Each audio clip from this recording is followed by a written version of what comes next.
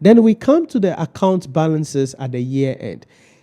If what we are auditing is on the face of the statement of financial position, like the PPEs, trade receivable, trade payable, cash and bank balances, okay, then these are the assertions you are going to be focusing on, as we have stated already. Existence. Yeah, they said we've taken a loan. So you come and we are told that the bank has taken a loan from the bank. Sorry, the entity has taken a loan from the bank to the tune of whatever the heck, $40 million.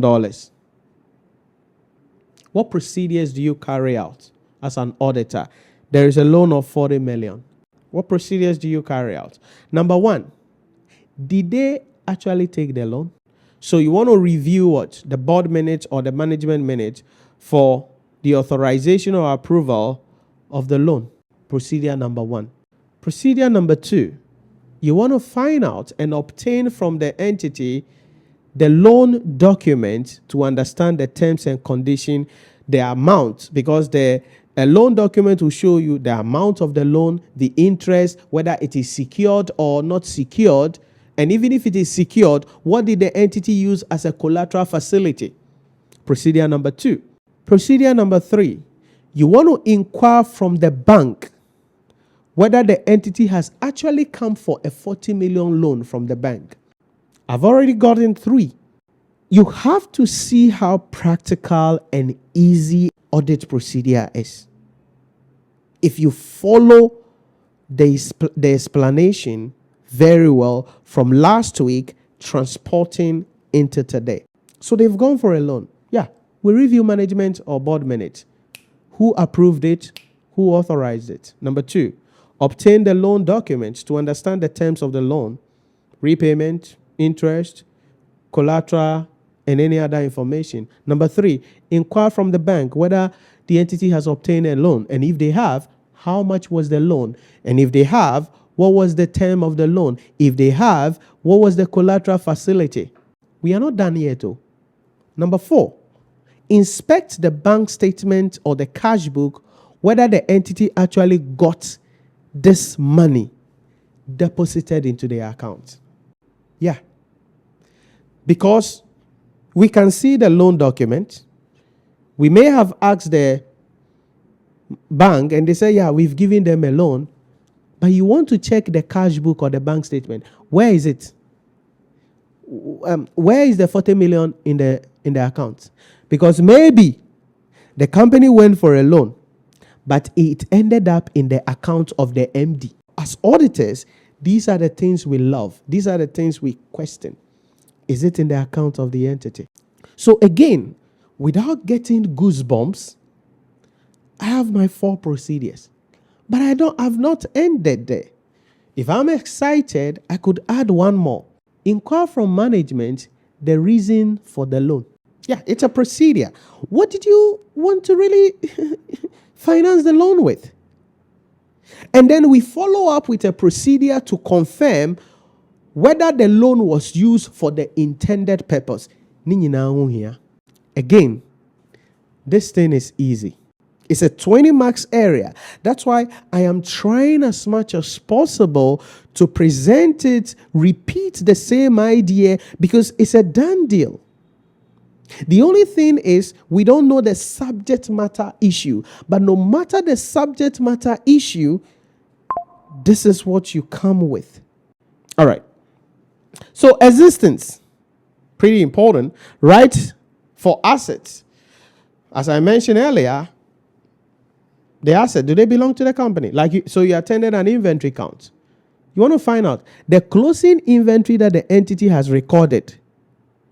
Do they all belong to the company? Because as we said last week as well, they may have sold the inventory, but the customer had not taken possession yet.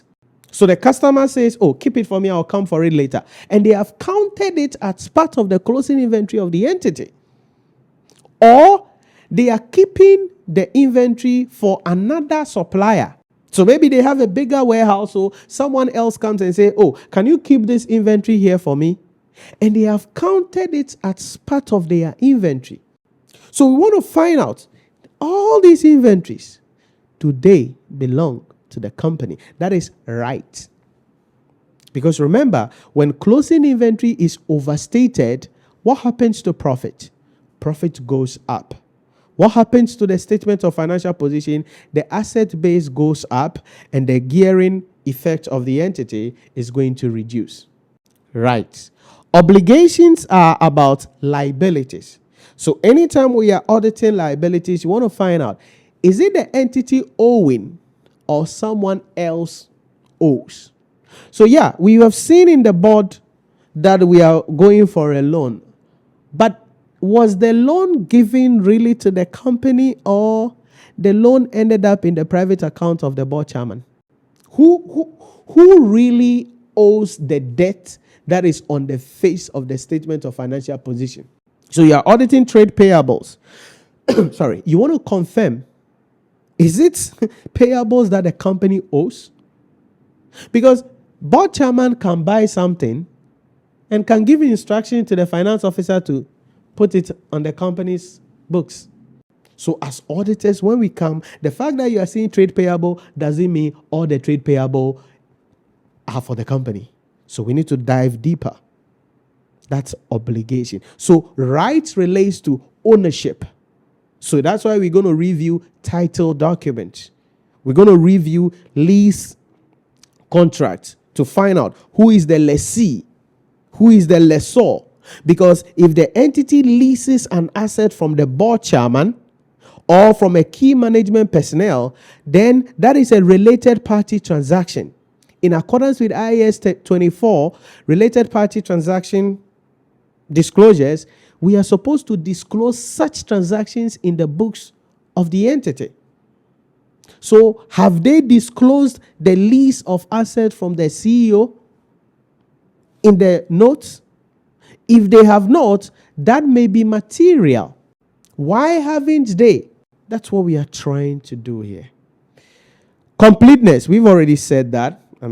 So whatever. If it is trade receivables, are these all our debtors? If it is trade payable, are these all our creditors? If it is PPE, are these all the list of assets? If it is inventory, are these all the inventories we have as a company? Then valuation and allocation, we've also mentioned that. Because once you are doing existence, you are observing, you are also estimating the value that has been placed on the item. So anytime we are auditing something, a subject matter that is in the statement of financial position, at the back of our mind, again, is it there? At the back of our mind, does it belong to the company, or is the company the one owing? At the back of our mind, does it include everything that is supposed to be included? At the back of our mind, is the value at which the item being carried the right amount at which it should be carried? These are the assertions that will be running at the back of your mind. Then based on those assertions, A, E, I, O, U, you will now write out your 4 audit procedures. So that's the second category, accounts balances at the year end.